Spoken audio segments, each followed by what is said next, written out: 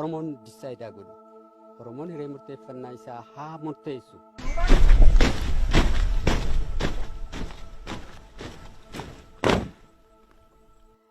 Adda bilisummaa Oromoodhaa kaleessa hogguu dhaabbatu rakkoo Oromoo fi Itoophiyaa gidduu jiru. Rakkoo koloniiti. Rakkoo ganna 150 afaan qawweetiin qawweedhaan ijaaraman. Qawweedhaan ijaaramanii qawwee sanaan kan biyya san tiksan qawwee sanaan kan Oromoo sodaachisanii ganna agasku bitaa turanidha jechuudha. Kanaaf nuti ka qabsoofnuuf Oromiyaa guutuutti bilisa baasuudhaan ummati keenya Oromoon irreedhaan achi jalatti cabe bilisa ta'ee akka inni hiree isaa murteeffatu godhu. Kanaaf akka adda bilisummaa Oromootitti nuti ganna 48 ol wareegama kan itti baafne Oromoo qofaaf osoo hin taane warreen sabaa sablammoota dhibiidhaa akka Oromootitti cunqurfaman biyya san keessatti jiran sun cufti carraa Oromoodhaa kana akka argatanii fi gabrummaa jalaa ba'anii nasii beekaa jalaa ba'ee waa'ee isaa akka inni murteeffatuu fi egeree isaatis egeree biyya Itoophiyaattis akka murteessuuf jechuudha.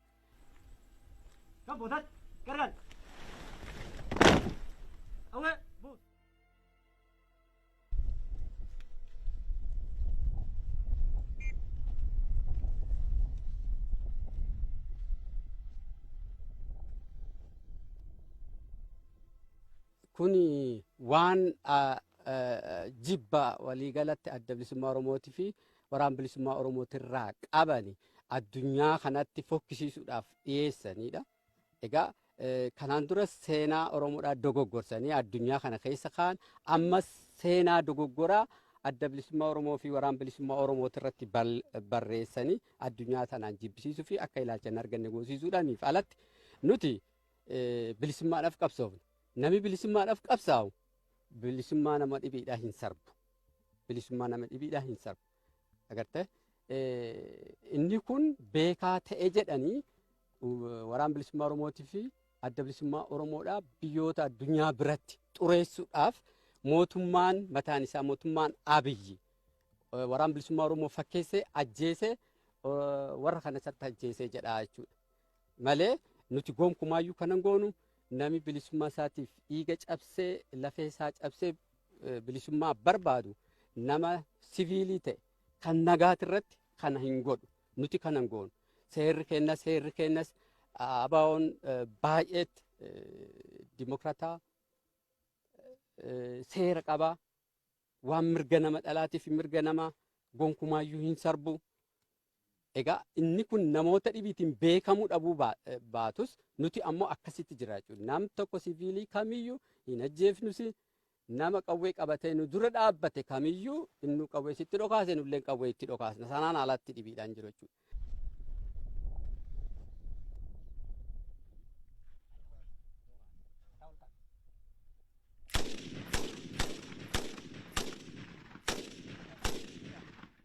Nuti akkaataa itti biyyattii tana yookaan mootummaa kana ittiin lollu siistama mataa keenyaa qabna. Isa kana keessatti Oromiyaa bal'oo tana keessatti waraana bal'inaan ijaaruudhaan akka sanaatitti lolluudha. Enzan xumura irratti Finfinnee qabachuudha. So kan godhaa jirrus kana. Naannoo Finfinneedhaa guutumaa guututti kaabaan bahaan lixaan itti marsinee jirra jechuudha. Humna xixiqqaadhaan kukkunnee bakkoota adda addaati irratti kukkunnee boodarra immoo walumaa galatti qabatuudha siistamii nuti itti yaa'aa jirru kan. Sababi isaatis nuti riphee lolaadhaa nuti gargaarsa dhibiidhaan qabnu addunyaan nu gargaartu kan nu gargaarus uummata keenya ajjeefneet duuneet qawwee hidhannee qawwee isaan irraa baafneet sadarkaa kanatti hin dhufne jechuudha. Kanaaf akka kanatti deemnee boodarratti isteeppa sadaffaarratti guutumaa guututti Oromiyaa qabachuu kan jedhudha jechuudha. Egaa akkuma amma deemaa jiru kanatti yeroo murtaa'e keessatti akkamittiin bakka kanatti dhiyaannaa kan jedhu osoo wareegama guddaan hin bahin akkaatuma itti yaanee guutumaa guututti Oromiyaa itti dhuunfannu keessatti hojjetaa jirra. Kanas itti milkaa'aa jirra.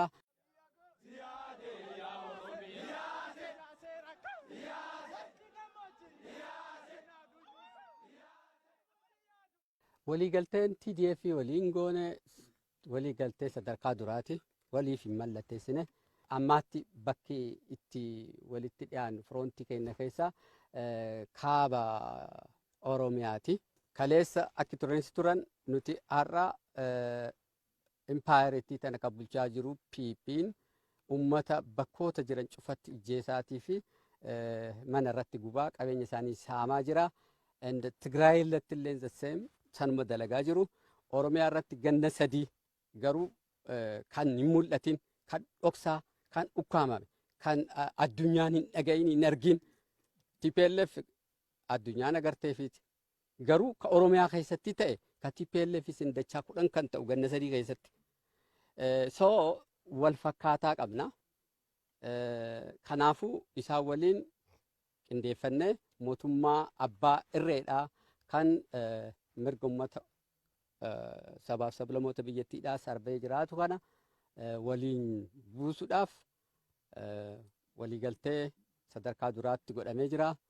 Gara fuulduraattis egaa kana caalaa allaansii uumamuudhaaf isaan bira dabre warra akka Sidaamaa, warra akka Affaar, warreen akka Beenishaangul, Qimaantinsoon warroota kana waliinis qindoomina mootummaa kana buusuudhaan mirga uummata Oromootis ta'ee uummatoota sabaaf sablammoota akka kabajamu godhuuf waliin qindeeffatuudhaaf ni deemnaa jechuudha. Ammaatti waliigaltee sadarkaa duraa goone duraan kan itti aanutti ammoo akkasii ijaan.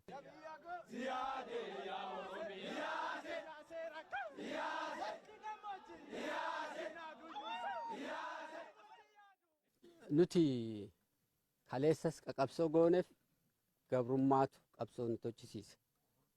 Ummati Oromoodhaa fedhee mootummaa Itoophiyaa jalatti Itoophiyaa jedhee hin bulle irreedhaan bulame. So mirgi ummata Oromoodhaa haa kabajamudha. Mirgi ummata Oromoodhaa haa kabajamu. Oromoon disaayidaa godhu. Oromoon hiree murteeffannaa isaa haa murteessu. Kanaaf gara fuulduraatitti yoo haallan jijjiirame dhufee Oromoon ka barbaadu Itoophiyaa haarettiin barbaada yoo jedhe Itoophiyaa haarettii san akkaataa itti ijaaru Oromootu murteessa. Lakkii deemsi kunuyyuu baragaan akkasii ittiin jenne nu Oromiyaa mataa kennaa dandeennaa jedhe Oromiyaa murteessuu danda'a. Nuti akka dhaabaatti ABO'n ka qabatee ka'es bilisummaa Oromoo fi walabummaa Oromiyaa deebisuudha. Achiin isa kana argamsiifteen boodatti hiree murteeffannaa uummata Oromootiin waa'ee egeree Oromootis ta'ee egeree Itoophiyaadha akka murteessuudhaaf qabsoo godhe kanaaf wareegama guutuu baasa. Ammas nuti ka arma jirruuf qawwee Oromiyaa marsite ofirraa kaafne Oromoon bilisa ta'e waa'ee Oromootis ta'e waa'ee Itoophiyaatis innaa murteessudha. So isa kana keessa jirti jechuudha. Kanaafuu nuyi osoo hin taane kan murteessu eenyu uummata Oromooti jechuudha. Oromoon disaayidaa godhu. Oromoon hiree murteeffannaa isaa haa murteessu.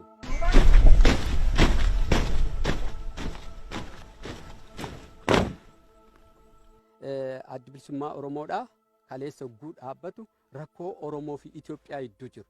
Rakkoo koloniiti. Rakkoo ganna 150 afaan qawweetiin qawweedhaan ijaaraman. Qawweedhaan ijaaramanii qawwee sanaan kan biyya san tiksan qawwee sanaan kan Oromoo sodaachisanii ganna agasku bitaa turanidha jechuudha. Kanaaf nuti ka qabsoofnuuf Oromiyaa guutuutti bilisa baasuudhaan ummati keenya Oromoon irreedhaan achi jalatti cabe bilisa ta'ee akka inni hiree isaa murteeffatu godhu.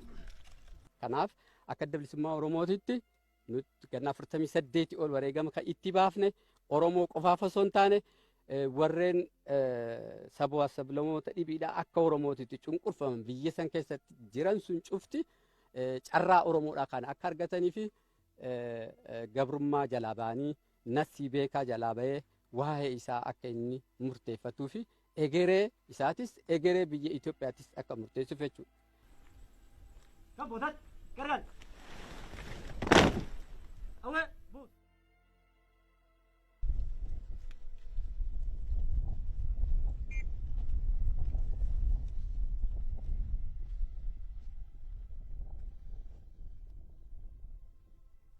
kuni waan jibba waliigalatti adda bilisummaa Oromootii fi waraana bilisummaa Oromootirraa qabani addunyaa kanatti fokkisiisuudhaaf dhiyeessanidha. Egaa kanaan dura seenaa Oromoodhaa dogoggorsanii addunyaa kana keessa kaan ammas seenaa dogoggoraa adda bilisummaa Oromoo fi waraana bilisummaa Oromootirratti barreessanii addunyaa tanaan jibbisiisuu fi akka ilaalcha hin arganne goosiisuudhaaniif alatti nuti bilisummaadhaaf qabsoofne. Nami bilisummaadhaaf qabsaa'u bilisummaa nama dhibiidhaa hin sarbu. Bilisummaa nama dhibiidhaa hin sarbu.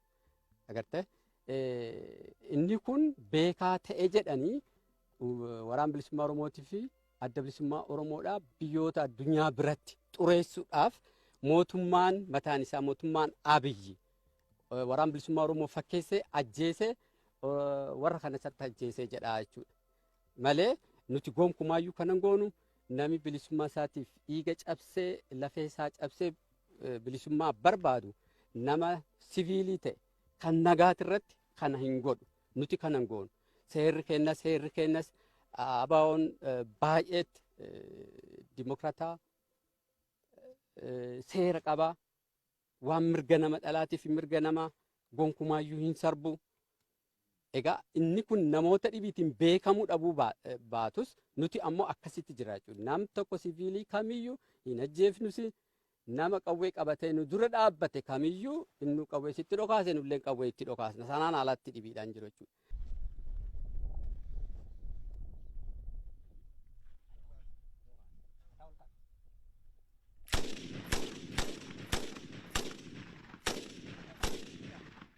Nuti akkaataa itti biyyattii tana yookaan mootummaa kana ittiin lollu siistama mataa keenyaa qabna. Isa kana keessatti Oromiyaa bal'oo tana keessatti waraana bal'inaan ijaaruudhaan akka sanaatitti lolluudha. Enzan xumura irratti Finfinnee qabachuudha. So kan godhaa jirrus kana. Naannoo Finfinneedhaa guutumaa guututti kaabaan bahaan lixaan itti marsinee jirra jechuudha. Humna xixiqqaadhaan kukkunnee bakkoota adda addaati irratti kukkunnee boodarra immoo walumaa galatti qabatuudha siistamii nuti itti yaa'aa jirru kan. Sababi isaatis nuti riphee lolaadhaa nuti gargaarsa dhibiidhaan qabnu addunyaan nu gargaartu kan nu gargaarus uummata keenya ajjeefneet duuneet qawwee hidhannee qawwee isaan irraa baafneet sadarkaa kanatti hin dhufne jechuudha. Kanaaf akka kanatti deemnee boodarratti isteeppa sadaffaarratti guutumaa guututti Oromiyaa qabachuu kan jedhudha jechuudha. Egaa akkuma amma deemaa jiru kanatti yeroo murtaa'e keessatti akkamittiin bakka kanatti dhiyaannaa kan jedhu osoo wareegama guddaan hin bahin akkaatuma itti yaanee guutumaa guututti Oromiyaa itti dhuunfannu keessatti hojjetaa jirra. Kanas itti milkaa'aa jirra.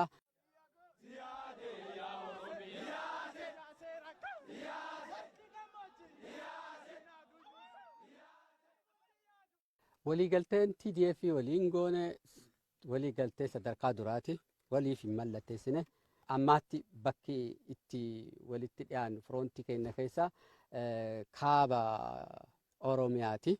Kaleessa akka turansi turan nuti har'a empaayireetii tana kan bulchaa jiru PP'n ummata bakkoota jiran cufatti ijjeesaatii fi mana irratti gubaa qabeenya isaanii saamaa jira. Tigraay irratti illee the same sanuma dalagaa jiru. Oromiyaa irratti ganna sadii garuu kan hin mul'atin kan dhoksaa kan ukkaamame kan addunyaan hin dhagayin hin argin TPLF addunyaan agarteefiti. Garuu ka Oromiyaa keessatti ta'e ka TPLF sindachaa 10 kan ta'u ganna sadii keessatti. So wal fakkaataa qabna. Kanaafuu isaan waliin qindeeffannee mootummaa abbaa irreedhaa kan mirga uummata sabaaf sablammoota biyyattiidhaa sarbee jiraatu kana waliin buusuudhaaf waliigaltee sadarkaa duraatti godhamee jira. Gara fuulduraattis egaa kana caalaa allaansii uumamuudhaaf isaan bira dabre warra akka Sidaamaa, warra akka Affaar, warreen akka Beenishaangul, Qimaantinsoon warroota kana waliinis qindoomina mootummaa kana buusuudhaan mirga uummata Oromootis ta'e uummatoota sabaaf sablammoota akka kabajamu godhuuf waliin qindeeffatuudhaaf ni deemnaa jechuudha. Ammaatti waliigaltee sadarkaa duraa goone duraan kan itti aanutti ammoo akkasii ijaan.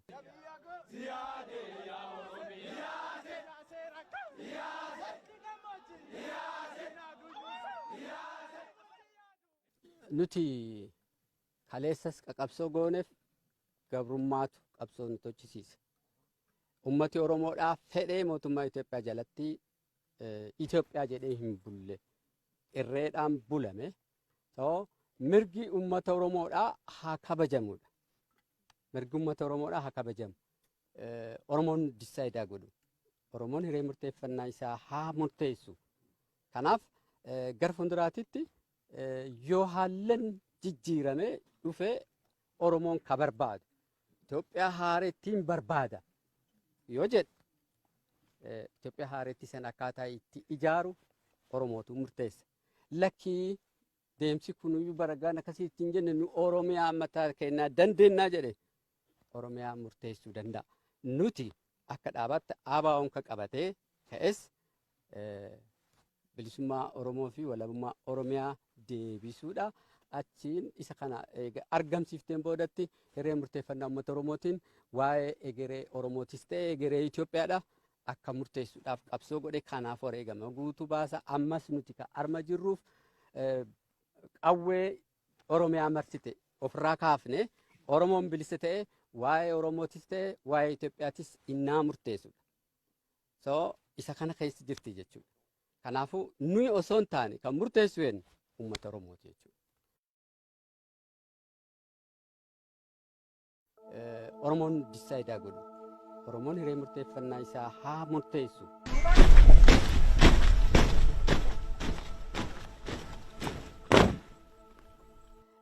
Addi bilisummaa Oromoodhaa kaleessa hogguu dhaabbatu rakkoo Oromoo fi Itoophiyaa gidduu jiru. Rakkoo koloniiti. Rakkoo ganna 150 afaan qawweetiin qawweedhaan ijaaraman.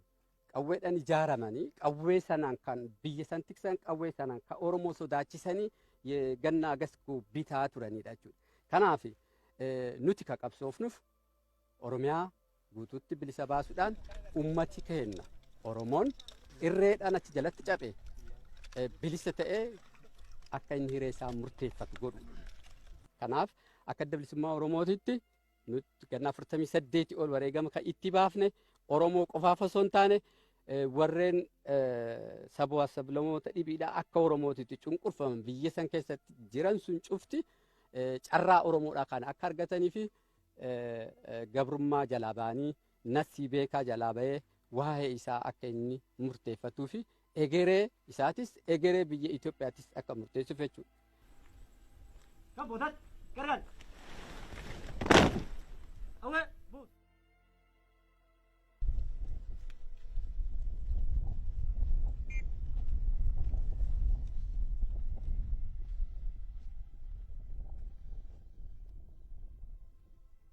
Kuni waan jibba waliigalatti adda bilisummaa Oromootii fi waraana bilisummaa Oromootirraa qabani addunyaa kanatti fokkisiisuudhaaf dhiyeessanidha.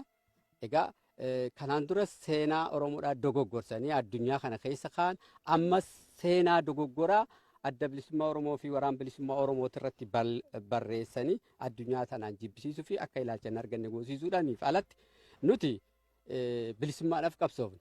Nami bilisummaadhaaf qabsaa'u bilisummaa nama dhibiidhaa hin sarbu. Bilisummaa nama dhibiidhaa hin sarbu. Agartee inni kun beekaa ta'e jedhanii waraana bilisummaa Oromootii fi adda bilisummaa Oromoodhaa biyyoota addunyaa biratti xureessuudhaaf mootummaan mataan isaa mootummaan Abiyyi waraana bilisummaa Oromoo fakkeessee ajjeesee warra kana satti ajjeesee jedhaa jechuudha. Malee nuti gonkumaayyuu kanan goonu nami bilisummaa isaatiif dhiiga cabsee lafee isaa cabsee bilisummaa barbaadu nama siviilii ta'e kan nagaatirratti kana hin godhu nuti kanan goonu. Seerri kennas ABO'n baay'eetti dimokraataa seera qabaa waan mirga nama dhalaatiif mirga nama gonkumaayyuu hin sarbu. Egaa inni kun namoota dhibiitiin beekamuu dhabuu baatus nuti ammoo akkasitti jira jechuudha. Nam tokko siviilii kamiyyuu hin ajjeefnusi nama qawwee qabatee nu dura dhaabbate kamiyyuu inni qawwee sitti dhokaase nullee qawwee itti dhokaasna sanaan alatti dhibiidhaan jiru jechuudha.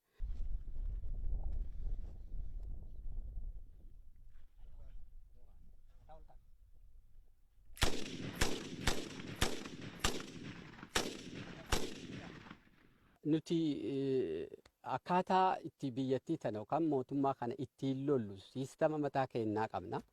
Isa kana keessatti Oromiyaa bal'oo tana keessatti waraana bal'inaan ijaaruudhaan akka sanaatitti loluudha.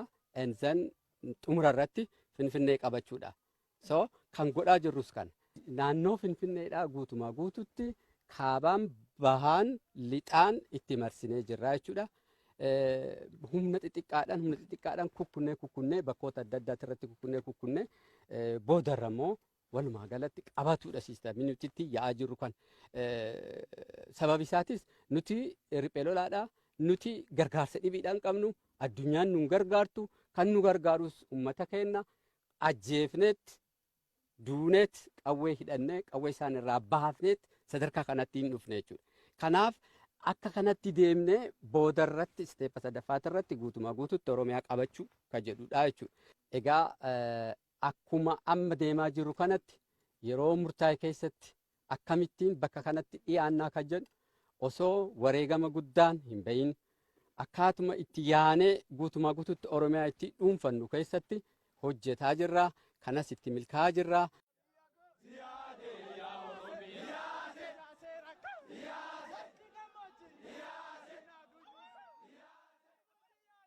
Waliigalteen TDF waliin goone waliigaltee sadarkaa duraati. Waliif hin mallatteessine. Ammaatti bakki itti walitti dhiyaannu firoontii keenya keessaa kaaba Oromiyaati.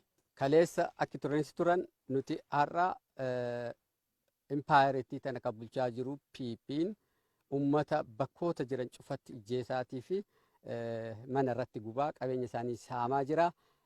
Tigraay irratti illee zaseem sanuma dalagaa jiru.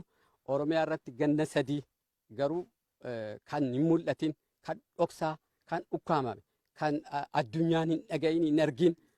TPLF addunyaan agarteefiiti. Garuu ka Oromiyaa keessatti ta'e ka TPLF sin dachaa 10 kan ta'u ganna sadii keessatti. So wal fakkaataa qabna. Kanaafuu isaan waliin qindeeffannee mootummaa abbaa irreedhaa kan mirga uummata sabaaf sablammoota biyyattiidhaa sarbee jiraatu kana waliin buusuudhaaf waliigaltee sadarkaa duraatti godhamee jira.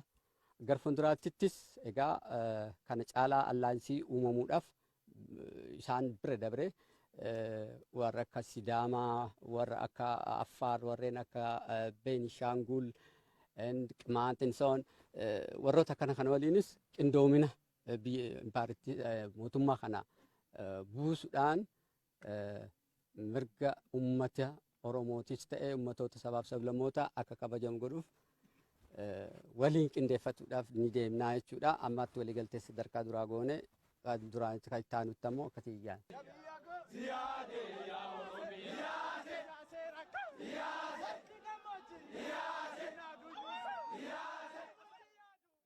Nuti kaleessas qabsoo gooneef gabrummaatu qabsoo nu tochisiise. Ummati Oromoodhaa fedhee mootummaa Itoophiyaa jalatti Itoophiyaa jedhee hin bulle. Irreedhaan bulame. Mirgi uummata Oromoodhaa haa kabajamudha. Mirgi uummata Oromoodhaa haa kabajamu. Oromoon disaayidaa godhu. Oromoon hiree murteeffannaa isaa haa murteessu. Kanaaf gara fuulduraatitti yoo haallan jijjiiramee dhufee Oromoon ka barbaadu. Itoophiyaa haarettiin barbaada. Yoo jedhe Itoophiyaa haarettii sana akkaataa itti ijaaru Oromootu murteessa. Lakkii deemsi kunuyyuu baragaan akkasii ittiin jenne nu Oromiyaa mataa kennaa dandeennaa jedhe Oromiyaa murteessuu danda'a. Nuti akka dhaabaatti ABO'n kan qabatee ka'es bilisummaa Oromoo fi walabummaa Oromiyaa deebisuudha. Achiin isa kana argamsiifteen boodatti hiree murteeffannaa uummata Oromootiin waa'ee egeree Oromootis ta'ee egeree Itoophiyaadha. Akka murteessuudhaaf qabsoo godhe kanaaf wareegama guutuu baasa. Ammas nuti ka arma jirruuf qawwee Oromiyaa marsite ofirraa kaafne Oromoon bilisa ta'e waa'ee Oromootis ta'e waa'ee Itoophiyaatis innaa murteessudha. So isa kana keessa jirti jechuudha. Kanaafuu nuyi osoo hin taane kan murteessu eenyu uummata Oromooti jechuudha. Oromoon disaayidaa godhu. Oromoon hiree murteeffannaa isaa haa murteessu.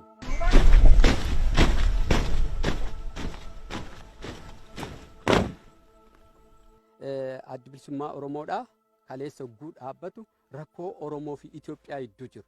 Rakkoo koloniiti. Rakkoo ganna 150 afaan qawweetiin qawweedhaan ijaaraman. Qawweedhaan ijaaramanii qawwee sanaan kan biyya san tiksan qawwee sanaan kan Oromoo sodaachisanii ganna agasku bitaa turanidha jechuudha. Kanaaf nuti ka qabsoofnuuf Oromiyaa guutuutti bilisa baasuudhaan ummati keenya Oromoon irreedhaan achi jalatti cabe bilisa ta'ee akka inni hiree isaa murteeffatu godhu. Kanaaf akka adda bilisummaa Oromootitti nuti ganna 48 ol wareegama kan itti baafne Oromoo qofaaf osoo hin taane warreen sabaa sablammoota dhibiidhaa akka Oromootitti cunqurfaman biyya san keessatti jiran sun cufti carraa Oromoodhaa kana akka argatanii fi gabrummaa jalaa ba'anii nasii beekaa jalaa ba'ee waa'ee isaa akka inni murteeffatuu fi egeree isaatis egeree biyya Itoophiyaatis akka murteessuuf jechuudha.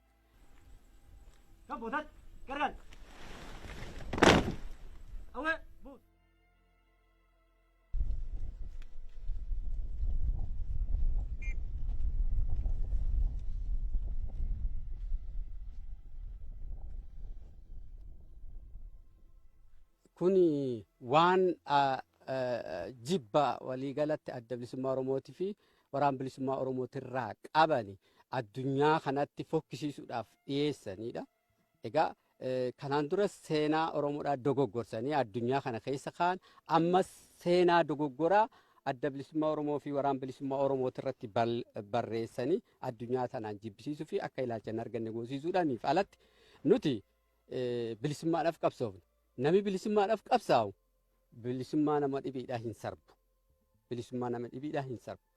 Agartee inni kun beekaa ta'e jedhanii waraana bilisummaa Oromootii fi adda bilisummaa Oromoodhaa biyyoota addunyaa biratti xureessuudhaaf mootummaan mataan isaa mootummaan Abiyyi waraana bilisummaa Oromoo fakkeessee ajjeesee warra kana satti ajjeesee jedhaa jechuudha. Malee nuti gonkumaayyuu kanan goonu nami bilisummaa isaatiif dhiiga cabsee lafee isaa cabsee bilisummaa barbaadu nama siviilii ta'e kan nagaatirratti kana hin godhu nuti kanan goonu seerri kennas abaa'oon baay'eetti dimokraataa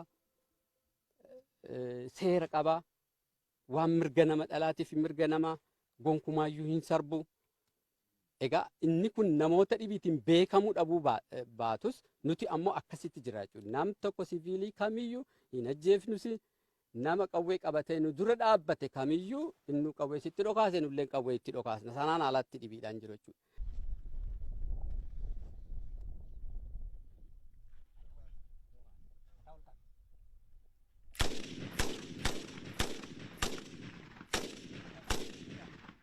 Nuti akkaataa itti biyyattii tana yookaan mootummaa kana ittiin lollu siistama mataa keenyaa qabna. Isa kana keessatti Oromiyaa bal'oo tana keessatti waraana bal'inaan ijaaruudhaan akka sanaatitti lolluudha. Enzan xumura irratti Finfinnee qabachuudha. So kan godhaa jirrus kana. Naannoo Finfinneedhaa guutumaa guututti kaabaan bahaan lixaan itti marsinee jirra jechuudha. Humna xixiqqaadhaan kukkunnee bakkoota adda addaati irratti kukkunnee boodarra immoo walumaa galatti qabatuudha siistamii nuti itti yaa'aa jirru kan. Sababi isaatis nuti riphee lolaadhaa nuti gargaarsa dhibiidhaan qabnu addunyaan nu gargaartu kan nu gargaarus uummata keenya ajjeefneet duuneet qawwee hidhannee qawwee isaan irraa baafneet sadarkaa kanatti hin dhufne jechuudha. Kanaaf akka kanatti deemnee boodarratti isteeppa sadaffaarratti guutumaa guututti Oromiyaa qabachuu kan jedhudha jechuudha. Egaa akkuma amma deemaa jiru kanatti yeroo murtaa'e keessatti akkamittiin bakka kanatti dhiyaannaa kan jedhu osoo wareegama guddaan hin bahin akkaatuma itti yaanee guutumaa guututti Oromiyaa itti dhuunfannu keessatti hojjetaa jirra. Kanas itti milkaa'aa jirra.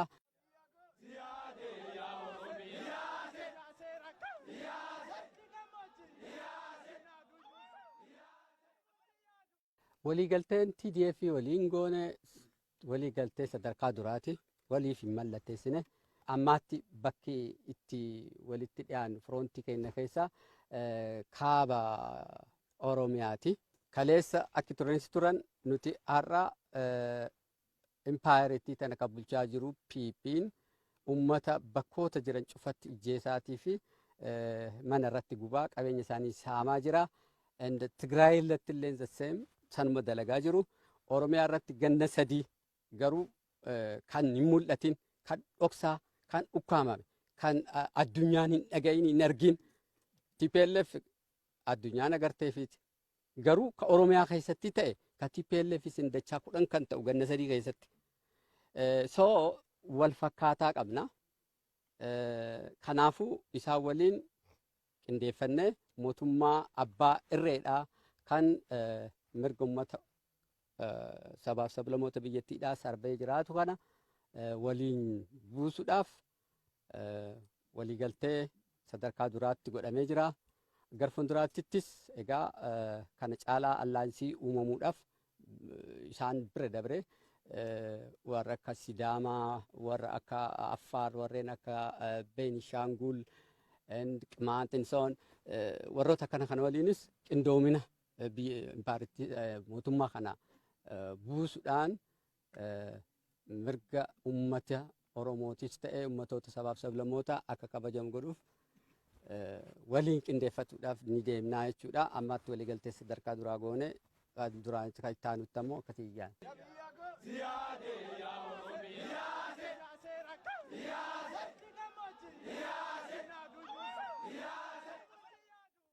Nuti kaleessas qaqabsoo gooneef gabrummaatu qabsoo nu tochisiisa. Ummati Oromoodhaa fedhee mootummaa Itoophiyaa jalatti Itoophiyaa jedhee hin bulle irreedhaan bulame. Mirgi ummata Oromoodhaa haa kabajamudha. Mirgi ummata Oromoodhaa haa kabajamu. Oromoon disaayidaa godhu. Oromoon hiree murteeffannaa isaa haa murteessu. Kanaaf gara fuulduraatitti yoo haallan jijjiirame dhufee Oromoon ka barbaadu Itoophiyaa haarettiin barbaada yoo jedhe Itoophiyaa haarettii san akkaataa itti ijaaru Oromootu murteessa. Lakkii deemsi kunuyyuu baragaan akkasii ittiin jenne nu Oromiyaa mataa kennaa dandeennaa jedhe Oromiyaa murteessuu danda'a. Nuti akka dhaabaatti ABO'n ka qabatee ka'es bilisummaa Oromoo fi walabummaa Oromiyaa deebisuudha. Achiin isa kana argamsiifteen boodatti hiree murteeffannaa uummata Oromootiin waa'ee egeree Oromootis ta'e egeree Itoophiyaadha akka murteessuudhaaf qabsoo godhe. Kanaaf wareegama guutuu baasa. Ammas nuti ka arma jirruuf qawwee Oromiyaa marsite ofirraa kaafne Oromoon bilisa ta'e waa'ee Oromootis ta'e waa'ee Itoophiyaatis innaa murteessudha. Isa kana keessa jirti jechuudha. Kanaafuu nuyi osoo hin taane kan murteessu uummata Oromooti jechuudha. Oromoon disaayidaa godhu. Oromoon hiree murteeffannaa isaa haa murteessu.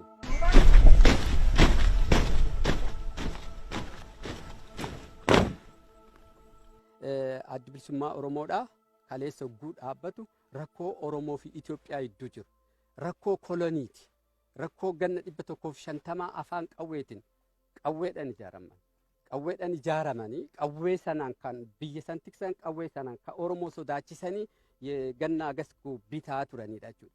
Kanaaf nuti ka qabsoofnuuf Oromiyaa guutuutti bilisa baasuudhaan ummati keenya Oromoon irreedhaan achi jalatti cabe bilisa ta'ee akka inni hiree isaa murteeffatu godhu.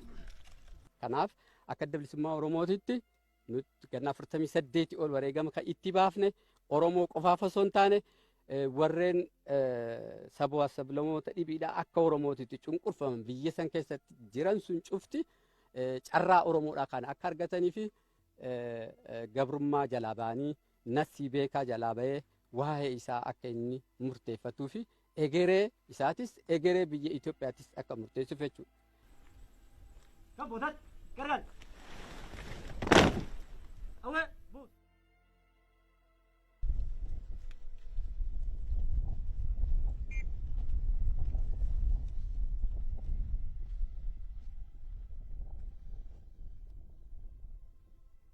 Kuni waan jibba waliigalatti adda bilisummaa Oromootii fi waraana bilisummaa Oromootirraa qabani addunyaa kanatti fokkisiisuudhaaf dhiyeessanidha.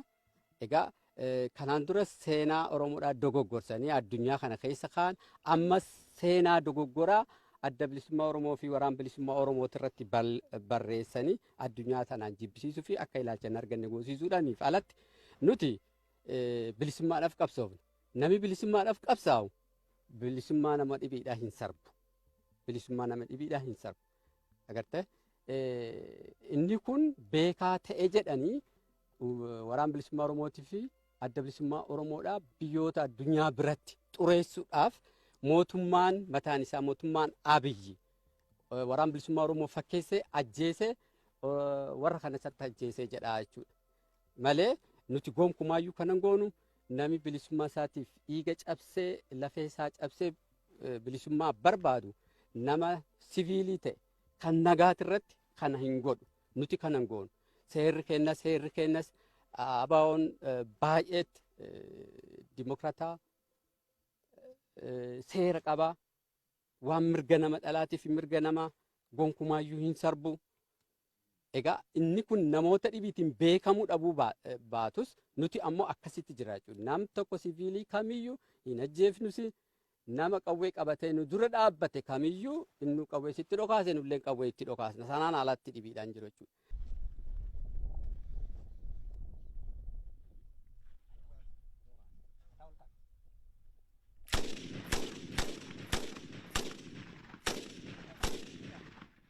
Nuti akkaataa itti biyyattii tana yookaan mootummaa kana ittiin lollu siistama mataa keenyaa qabna.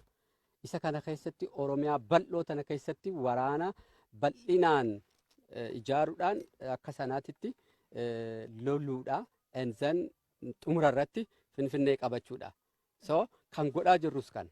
Naannoo Finfinneedhaa guutumaa guututti kaabaan bahaan lixaan itti marsinee jirra jechuudha.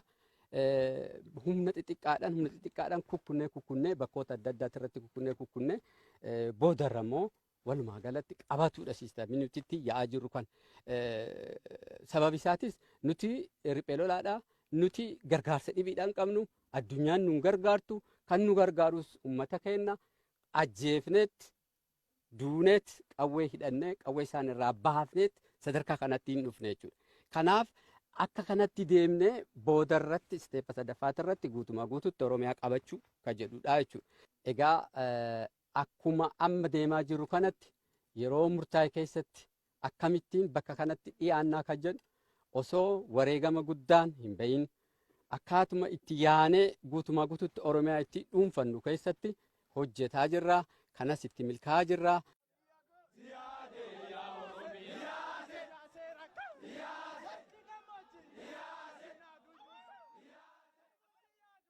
Waliigalteen TDF waliin goone waliigaltee sadarkaa duraati.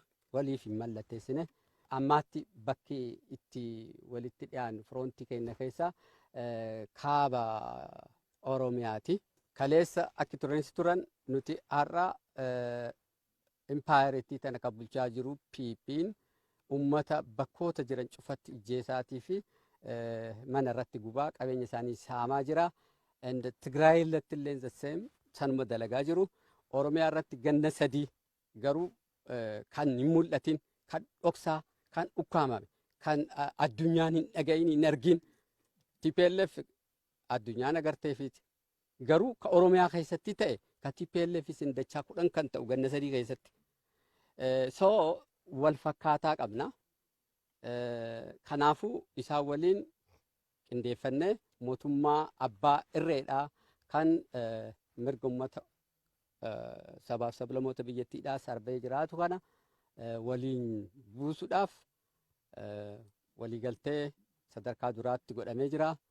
Gara fuulduraattis egaa kana caalaa allaansii uumamuudhaaf isaan bira dabre warra akka Sidaamaa, warra akka Affaar, warreen akka Beenishaangul, Qimaaxin soon warroota kana waliinis qindoomina mootummaa kana buusuudhaan mirga ummata Oromootis ta'e ummatoota sabaaf sablammoota akka kabajamu godhuuf waliin qindeeffatuudhaaf ni deemnaa jechuudha. Ammaatti waliigaltee sadarkaa duraa goone duraan kan itti aanutti ammoo akkasii ijaan.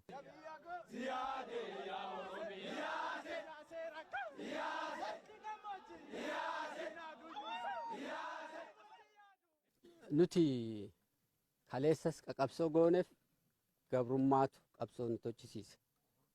Ummati Oromoodhaaf fedhee mootummaa Itoophiyaa jalatti Itoophiyaa jedhee hin bulle irreedhaan bulame. Mirgi ummata Oromoodhaa haa kabajamudha. Mirgi ummata Oromoodhaa haa kabajamu. Oromoon disaayidaa godhu. Oromoon hiree murteeffannaa isaa haa murteessu. Kanaaf gara fuulduraatitti yoo haallan jijjiirame dhufee Oromoon ka barbaadu Itoophiyaa haarettiin barbaada yoo jedhe Itoophiyaa haarettii sana akkaataa itti ijaaru Oromootu murteessa. Lakkii deemsi kunuyyuu baragaan akkasii ittiin jenne nu Oromiyaa mataa kennaa dandeennaa jedhe Oromiyaa murteessuu danda'a. Nuti akka dhaabaatti ABO'n ka qabatee ka'es bilisummaa Oromoo fi walabummaa Oromiyaa deebisuudha. Achiin isa kana argamsiifteen boodatti hiree murteeffannaa uummata Oromootiin waa'ee egeree Oromootis ta'e egeree Itoophiyaadha akka murteessuudhaaf qabsoo godhe kanaaf wareegama guutuu baasa. Ammas nuti ka arma jirruuf qawwee Oromiyaa marsite ofirraa kaafne Oromoon bilisa ta'e waa'ee Oromootis ta'e waa'ee Itoophiyaatis innaa murteessudha. Isa kana keessa jirti jechuudha. Kanaafuu nuyi osoo hin taane kan murteessu uummata Oromooti jechuudha.